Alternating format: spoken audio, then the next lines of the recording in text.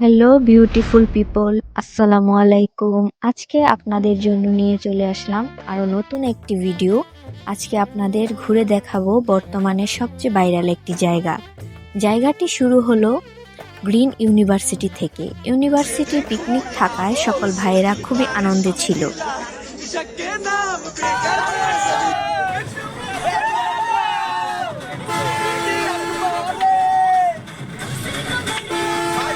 নাচে গানে সবাই মেতেছিল। আমাদের যাত্রা শুরু হয় রাত 11টা এবং রাত 2টায় ভৈরব যাত্রা বিরতি দেয়। সকাল হতে না হতেই আমরা পৌঁছে যাই সেই ভাইরাল জায়গায়, যার নাম শ্রীমঙ্গল, চায়ের রাজধানী যাকে বলা হয়। ঘন কুয়াশা আর শীত মিলিয়ে বেশ মজাই লাগছিল। তবে আমরা এখনো আমাদের গন্তব্যস্থলে পৌঁছাইনি। সকালের নাস্তার জন্য আমরা নেমে পড়লাম শ্রীমঙ্গলের বিখ্যাত পানসি রেস্টুরেন্টে। খাবারের মান ততটা ভালো ছিল না। সকালের নাস্তা শেষে 16টি চাঁদের গাড়ি নিয়ে বেরিয়ে পড়ি আমাদের গন্তব্যস্থানে। আমাদের এই ভিডিওতে আপনারা দেখতে পারবেন মাধবপুর লেক ও নূরজাহান চা বাগান।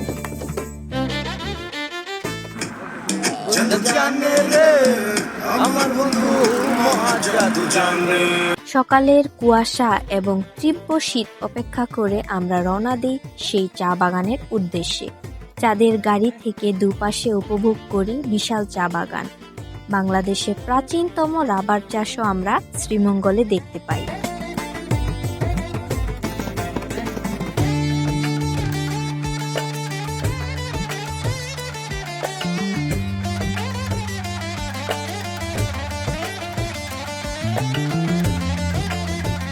20 মিনিটের মধ্যে আমরা পৌঁছে যাই মাধবপুর লেকে।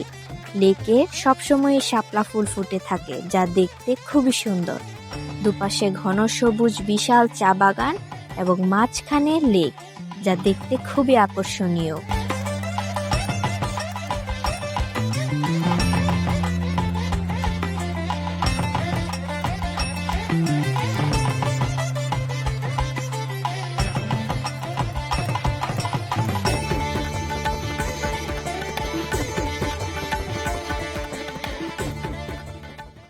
চা পাতার মাঝে চা ফুলও দেখতে পাই, যেটি আগে কখনো দেখা হয়নি।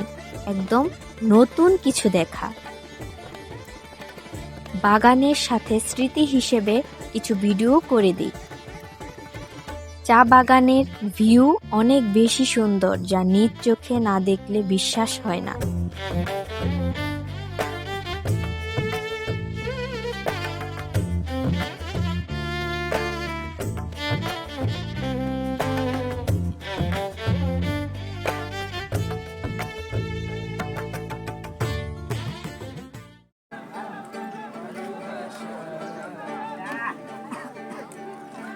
ব্যাগে থাকবে থাক থাক